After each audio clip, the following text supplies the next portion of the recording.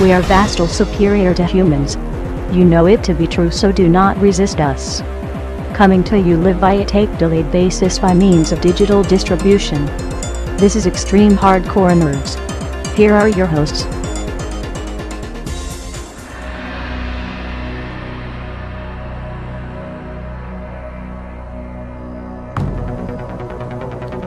Ready, set, game on. And we are back, and it is that time of the day where you hear our thoughts, our thinkings, our innermost personal demons. Okay, maybe not. Maybe you'll hear what we have to think about video games. Yep, it's review time. So, kicking us off this week, a special added bonus to the reviews this week. So this is where, Gunnar, I turn it over to you.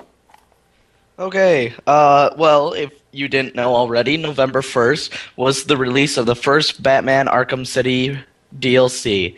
This time, you get Nightwing. It was about, I want to say, like $7, I believe. I forgot the amount of points. I know I bought both that DLC and the Robin DLC when I picked up the game through GameStop. And I just got the code sent straight to me. So I downloaded mine day one. Personally, not a fan. Not because it's Nightwing, but it's challenge map exclusive. What you do is it's just like any of the other challenge maps, but you get to play as Nightwing. You get 2 costumes. You get his Arkham City one, and you get the animated series one. If you like the challenge maps, if you're a fan of this, you're going to love it. Nightwing adds a good shake-up, just like if you got Catwoman, you know. It's something new. He's got his own set of gadgets, his own set of missions you got to do in the challenge maps. But for me, I would have been happier to see like a couple extra missions that you have to do in the actual city and get to run around. I don't know. I'm disappointed that it's challenge map exclusive. Well, I was going to say, even if it was like a Nightwing skin just as Batman, would that have been, you know, and you play through the story as Dick Grayson rather than Bruce. Yeah, I think that would have been cool too, especially with like even if you still had the gadget shake up too, like you still had the same amount of gadgets. They're like you can still solve all the things, but they had his gadget set. Like I know he's got some darts. Take the darts out for the batarang, you know, stuff like that. I don't know. I think they could have done more with it. And I wish I could have got more for my money. That's just me saying. Like I said, if you're a fan of the challenge maps, you're a fan of Batman, this is definitely something to pick up. This isn't something you should just pass up unless you're like me and just really don't like the challenge maps. Okay. Well, I know like this, and I know the Robin Pack 2 is mainly a couple skins, and then, you get to play Robin in the challenge maps. So Yep. I don't know. I've never personally been too fond of the challenge maps. I mean, I'll do them just for the sake of trying to get the trophies. Yeah, like I'll do a couple of them. You know, it's kind of a nice breakup of things to do too. Like I know when I was playing through the game, I'd play for like an hour and then be like, I'm gonna take a break and do a couple challenges, and then go back into the game. Like that was always fun. Another thing I don't like, unless I'm missing it somewhere, I wish they kind of would have went through a walkthrough on his gadgets. Okay. They literally, unless I'm missing something here, they threw me right into the challenge, and they're like, okay, here's your Predator mission. You have to do these things. Go at it. And, you know, I don't want to sit there dying 7 times or failing just to figure out how to use the gadgets. I would have liked to get a little bit of some instructions. Okay. Yeah, no, I understand that. But like I said, maybe I'm just missing it. You know, if you know how to do this, you got the DLC, send me a link on the Facebook group. I mean, I would love to play more Nightwing DLC, but I don't know. Just doesn't interest me as much, I guess. Okay. Fair enough. There you go. So, that turns it back over to me. And finally, after 2 years of waiting, after being without a doubt the perennial king of 2009, the sequel to Uncharted 2 Among Thieves, we get Naughty Dog's next interpretation in the fortunes of Nathan Drake with Uncharted 3 Drake's Deception.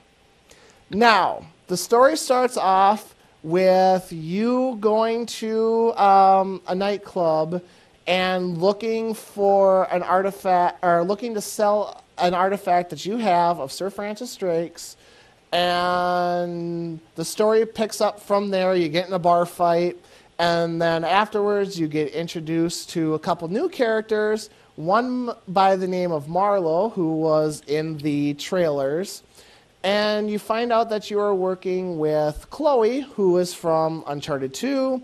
Of course, your old friend Sullivan's there, and you get a new character by the name of Cutter, a British gentleman. So that's where the story kind of picks up. You find the next missions, or the next little bit, is you get to uncover and discover how Sullivan and Drake finally got to meet one another. You get their origin story. And then you're off on the trails of Sir Francis Drake as you investigate why it took him 6 months, as being the expert sailor he was, to get around the Arabian desert, where it should have only taken him about 20 days. You find out he met a guy, little guy, you might have heard of him, Lawrence of Arabia. And you meet with him, or you met with him, and you found the Atlantis of the Sands, city of gold and unmeasurable wealth. So let the Indiana Jones adventure begin.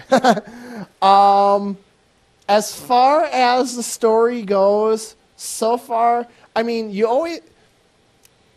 Playing an Uncharted game, if you played any Uncharted game before, you've played this. The controls are exactly the same. They did add a little bit more as far as the CQC and the hand-to-hand stuff.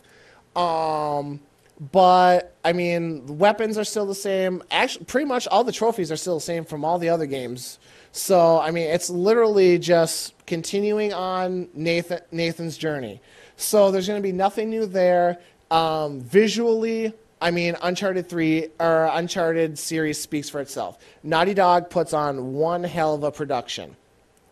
It makes it look like you are seriously watching a movie, the way they put everything together.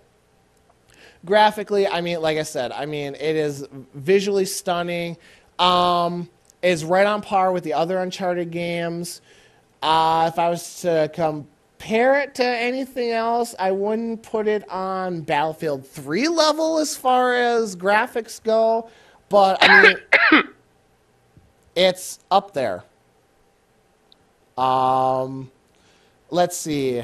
As far as the story goes, I mean, this usually has been the big draw to the Uncharted series. Is you're playing treasure hunter and you're out on great adventure, and you've got all these big moments where stuff is flying around and things are going boom, and you're like, whoa, this is like off the charts, insane. That's what made Uncharted 2 amazing. I haven't gotten that feeling yet with Uncharted 3.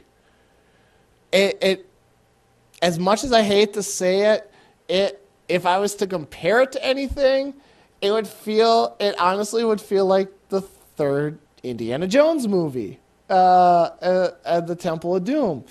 It's like you get a couple new characters, but otherwise, that Last Crusade was the third one. Yeah.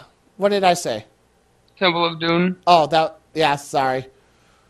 Yeah, no. The Crusades was the third one. My bad. Temple of Doom was the second. How can I forget that? And Dr. Jones, we must go now, Dr. Jones. It's unbelievable that I actually corrected you with that. Yeah, kind of is scary. Oh well. Weirder shit has happened.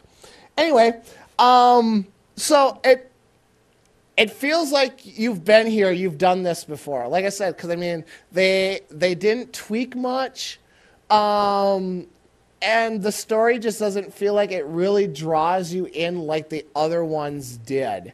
But I mean, when coming off of Uncharted 2, I mean, that puts Naughty Dog in a hell of a position because it's like, do you completely abandon what you've done and go all out crazy to try and make something better and fall flat on your face? Or do you stick with the status quo, make a couple tweaks here and there, and, you know, and see if you can deliver the same, if not a better experience than what you did the last time? So, I mean, as far as that goes, it feels like the story kind of took a step backwards because, again, it feels like I've been here, I've done this before. I'm not getting as engaged into the story as I typically do for an Uncharted game. Because, I mean, like, Uncharted 2, I could not wait to play the next mission. I sacrificed many hours of sleep to keep playing that game. So I have to knock it a little bit there. Presentation-wise, again, so like I said, same thing. If you played an Uncharted game before, you've played and you've seen this. The only thing that I will say is every Uncharted has had its creature of choice, if you will. I mean, like Uncharted 1, it was El Duro, and it was the tablet, but it was like zombie guys, if I remember correctly. Uncharted 2 was the mutated Aztec warriors from Shambhala. Uncharted 3 brings us a new creature. Creature I fucking hate. Spiders. Lots of goddamn spiders. So far I've been in 3 spots. I've been in 3 tombs. Every time you touch something, you get invaded by a horde of fucking spiders. No! Bad choice. Do not like. Is Gunnar still here? Yeah, he's still here. Yeah. He's, Okay. I haven't heard him breathe. Respectfully listening. take my breath away. No. No. But no, I mean, give me snakes, give me rats, give me gerbils on cocaine. I don't care. Just anything but fucking spiders. So that's... Well, we know what Andy's scared of now. Yes, I'm not a fan of... I have arachnophobia. I'm not afraid to admit it. So, yeah, that's been interesting playing through that part. Or those parts. And I'm sure there's more to come, which I really hate, but I gotta get through it. So, I mean, that's the single player. I don't know how else to describe it. It's... You've been here before. You've done this before. I'm not saying that makes Uncharted a bad game. No, the Uncharted series speaks for itself. They are very good games. But Naughty Dog... Oh, yeah. But Naughty Dog did not didn't reinvent the wheel here with this one. So it kind of feels like Uncharted 2.5, if we were to put it that way. How's the multiplayer? Multiplayer, I found it to be very fun. What is it? Is it just like Team Deathmatch? No, it's Team Deathmatch. You get there's like buddy system, so you can have like 3 teams of 4 battling against each other. They have a free for all mode. They've got kind of like a capture the flag thing where you collect a relic and you have to bring it back to your base. And it's all done, obviously, Uncharted 3 gameplay style. It's a really nice change of pace if you're not into the whole Call of Duty Battlefield kind of multiplayer. You know, that single play, or that first person, run, bang, okay, I'm dead, now I'm back in it. Okay, I got you, okay, now I'm dead again, wake up, okay, now here we go again. Does it feel tacked on though? To me, it does not. It feels a little tacked on, just because there was supposed to be like all the trophies and all the things you do in the single player was supposed to be able to give you money so you can enhance your character in the multiplayer. I haven't gotten that far yet. I have not been able to transfer anything from one to the other. As far as, is this a multiplayer that people are going to be playing, years down the road? No. It's a really nice change of pace from, like I said, from the other shooter multiplayers out there. So if you like multiplayer games and you just don't like getting swept up in like the Call of Duty Battlefield stuff, give Uncharted a try. I mean, it's really fun. Not only do you get points for going around killing people, but there's all different ways that you can take out people by using cover, by sneaking up behind them. Everything's got its own animations, different point sets. You get a lot of perks and a lot of things you can buy as you keep collecting money to keep advancing yourself, not just leveling up in general. Most of the games do have. If you're just completely getting your rear end kicked, you can just run around and collect treasures, and you'll still get achievement XP and achievements and stuff for those. You just obviously won't get as much because you're not in the fight. But yeah, no, it does feel a little tacked on. It feels like since Killzone couldn't be the multiplayer of choice for Sony games. And obviously Resistance isn't really doing it as far as the multiplayer goes. It was like, this feels like it was more of a Sony decision to put the multiplayer on there than it was a Naughty Dog decision. It was like Sony saying, we have to have a multiplayer game. You need to put this in there. And since Uncharted 2 was so great, make multiplayer a part of it. And I actually do think by advancing the multiplayer a little bit or putting a little more effort into it, the single player did sacrifice from that because, like I said, I'm not getting into the single player as much as I normally would for an Uncharted game. So it's like an Assassin's Creed when Assassin's Creed Brotherhood got that multiplayer tacked on. Multiplayer didn't really seem that much, or the single player seemed like it suffered because they paid attention to multiplayer. So it's just like what happened in Assassin's Creed Brotherhood. Yeah, a little bit. Don't get me wrong, the multiplayer is fun. It is enjoyable. I have enjoyed my time playing the multiplayer. I will continue to play the multiplayer. But like I said, 6 months down the road, will you keep on playing it?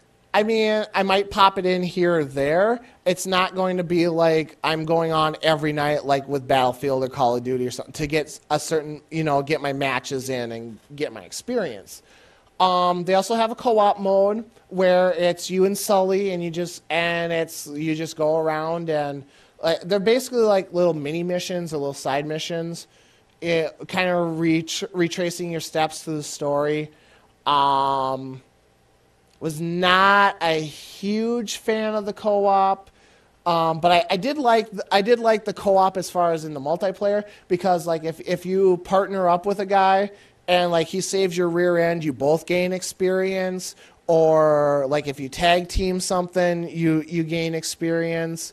Or you if you really stick with them and do a lot of things, you can gain a lot of experience fast by doing the buddy system. So all in all, single player is great. It is, it's traditional Uncharted. That's the only way I can put it. Not to knock it, but it's what it is. Graphics are amazing. It's Naughty Dog. I knew coming into it, it was going to look stunning. The storytelling is really good. But it does feel like it kind of takes a step backwards from, or it doesn't engage you as much as the other Uncharted games have. I don't know if it's just because we're using a lot of the same characters again, or cause, like I said, it honestly feels like I've been here before. Multiplayer is fun. It's not your traditional multiplayer, but it's not a multiplayer, like I said, that I can see everyone gravitating to going, yes, I'm gonna continue playing this. Co-op, co-op feels kind of tacked on. All in all, Uncharted 3, I give it an 8.75. Whoa, that was lower than I thought it was. Destructo gave it a 10 out of 10. G4 gave it a 4 out of 5. IGN gave it a 10 out of 10. A lot of people gave that game perfect scores. Well, like Did you he said, say 8.5? 8.75. So I mean, I thought he was one of that at least say like a 9.25 or 9.5. And most of it's just because of a lot of stuff feels like it's tacked on. yeah, I can understand that. It's. Don't get me wrong. I love the Uncharted series. I have been dying for this game to come out. I seriously thought that when this year started, January 1st, the calendar hit, that it was going to be, Batman, Uncharted, and Rage were going to be duking it out as far as my games of the year.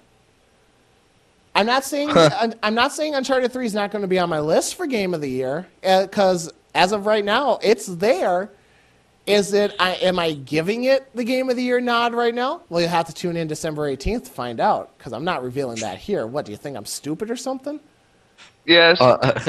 Well, if you've listened to the cast, I think you could compare the scores and maybe guess.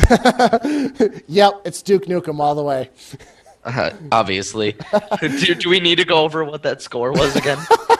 Well, mine was 6. His was like 12. So average it out, It was like a 7-ish.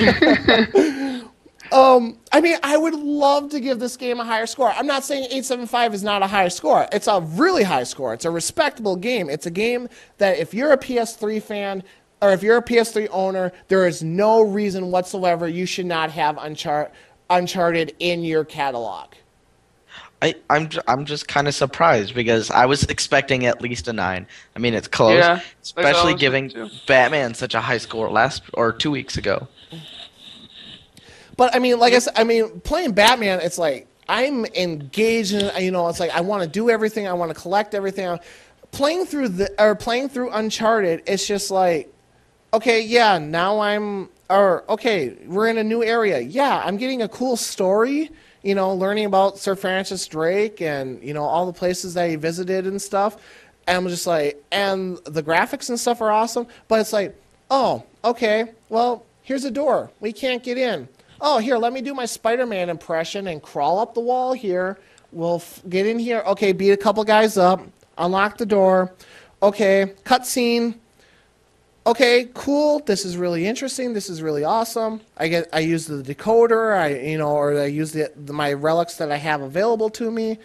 And then it's like, okay, move on. Now we're walking to this place. Oh, guys to kill quick. Oh, okay, now we're walking again. Oh, okay, puzzle time. Oh, Okay, I have a quick question. Let's do this. Though. Andy, before you tell us the whole entire game, I have a quick question. Okay, Mass Effect. Yes, you can port your characters in. Okay, I know there's no leveling system or anything like that on Uncharted, but is it good? Do they give you something for beating Uncharted 1, beating Uncharted 2, or having them on your PlayStation Network or anything? It is a standalone story. You don't get a single. Okay. You don't get a single thing for having to play having played the other games. Yeah, but that's like God of War. Yeah. I mean, so it's like it's its own standalone story, which is nice because you don't have to play Uncharted 1 or Uncharted 2 to play or to get into Uncharted 3. Which I find it to be a really good benefit. But at the same time, it's like, yeah, it would be nice at least if like for multiplayer or something, it's like, oh, I played Uncharted 1, I played Uncharted 2. Give me a couple skins or something. You can buy skins from the other Uncharted games, but that's just it. You got to spend $6 to download them.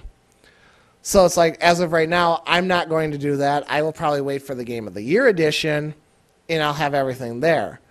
Like I said, it's not like I'm not enjoying my time playing Uncharted, but it feels very repetitive. as far as the things that you do. And because, like I said, every time you go into you get into a puzzle, you're just like, okay, I'm gonna unlock a door, I'm gonna see something awesome, and it's gonna point me to where the next treasure, the next piece of the puzzle is to go to. And yep, sure enough, now I'm running for my life by a horde of fucking spiders again. Okay, I'm out. Cool, cutscene, we talk. Hey, we made it. Awesome, sweet. What's going on with the other characters? I don't know. Let's go find out. And we're moving along with the story. That's where I feel like it really suffered, because Uncharted 2, it was so seamless.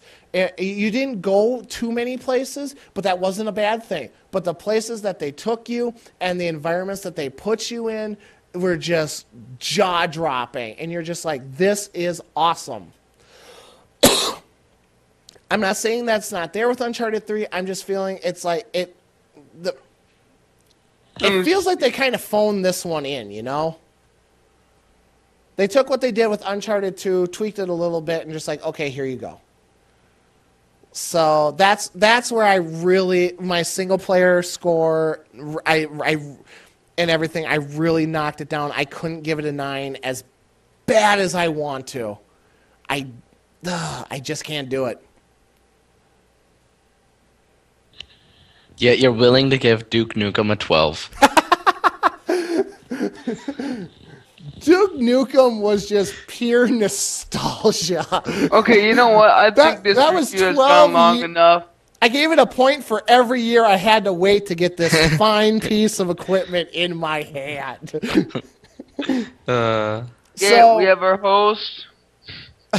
Wow, someone's in a hurry to get done today. So with that having been said, if I'm wrong, please tell me I'm wrong. Tell me I should be strung up in the streets because because I'm not giving Nathan Drake the Actually, the Andy, if encouragement you that he should be deserves. strung up in the streets on Sessler's, Adam Sessler's soap ops, the last 2 episodes, I love those last 2 episodes. Because he bashed Battlefield and he bashed Uncharted because we gave it 4 out of 5. No, he bashed the people that bashed him for giving it a 4 out of 5 and giving his honest opinion. And that's where that's what I'm doing. I'm telling you straight out, this is the way it's going to be. I love the series. So if I'm wrong, tell me I'm wrong. But if somebody wants to go, so I'm sorry. So that is my review of Uncharted 3, Drake's Deception. Go pick it up if you're if you own a PS3. It should be in your catalog. You're gonna enjoy it, but it's not gonna be as good as Uncharted 2. They did not live up to the bar that they set with that. That having been said, I am your host, your all-knowing exalted one himself, your king of kings, Andy Kruger, along with Glory of the Goats, Backseat Goodbye, Gunner Sipper, yada yada yada. Hey. and in a hurry. Hey, you! Geared 4. Butthorn. Peace, everyone. Deuces.